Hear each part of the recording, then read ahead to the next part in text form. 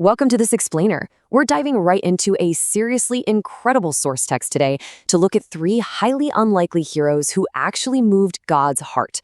We're talking about figures who completely flipped the script on what it means to be a hero, showing such extraordinary faith they literally changed history. So let's get right into it. Think about this for a second. What if the people who impressed God the most weren't kings or prophets or priests? I mean, it's pretty much human nature to assume God's looking for a spotless resume, right? The royalty, the religious elite. We tend to think you need this perfectly polished background to catch heaven's attention. But the historical accounts we're looking at today, they challenge that head on.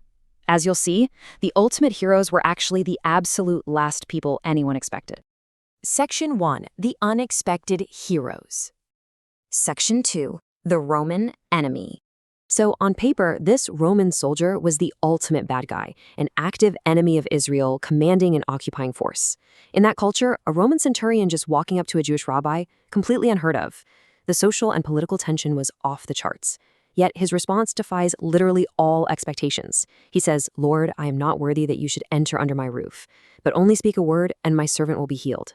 The sheer gap here between his hostile, powerful status and this incredibly deep, vulnerable humility is just, wow, it's profound.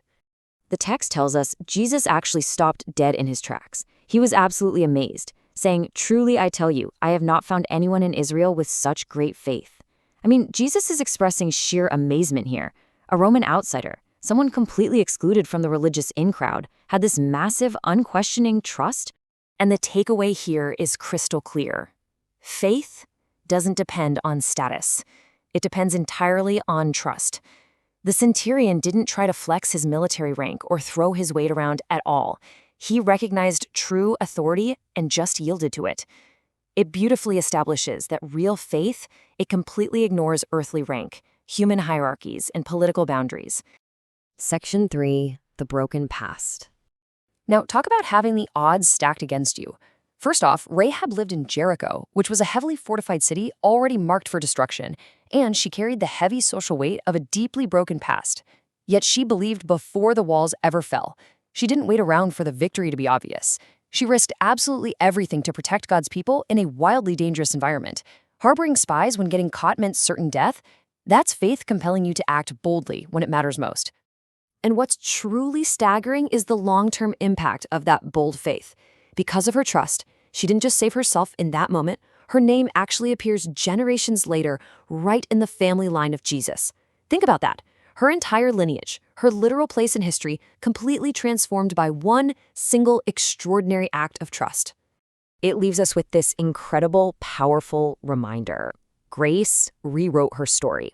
Honestly, no matter how broken a past you might have or what mistakes might define your history up to now, grace gets the final word when faith is present. It literally rewrites the whole narrative.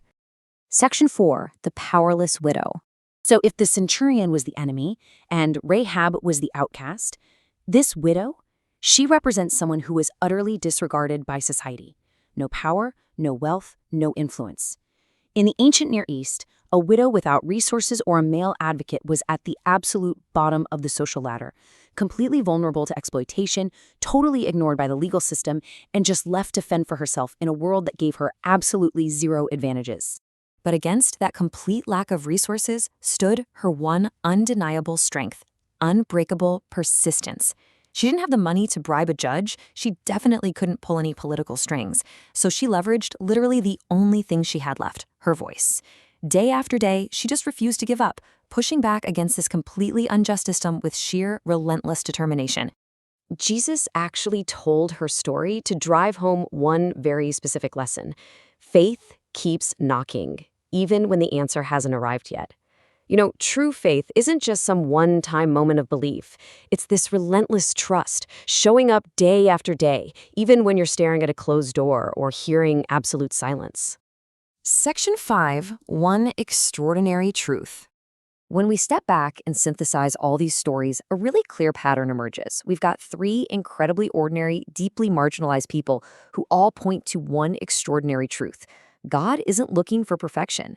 I just love how these historical accounts prove that a spotless record is simply not the goal here.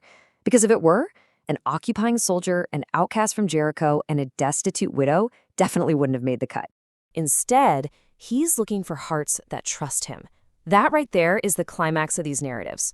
Not political power, not a perfect past, not wealth, just a raw, unfiltered trust that simply says, I believe you can do this. And that leaves us with this really comforting thought from the text. The carpenter is still working. Because shaping unlikely heroes isn't just some ancient historical event, right? It's an ongoing process today.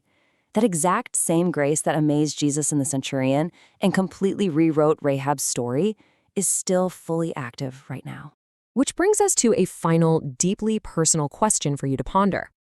Is your faith exactly what heaven is waiting to see? It's a pretty provocative thought, isn't it?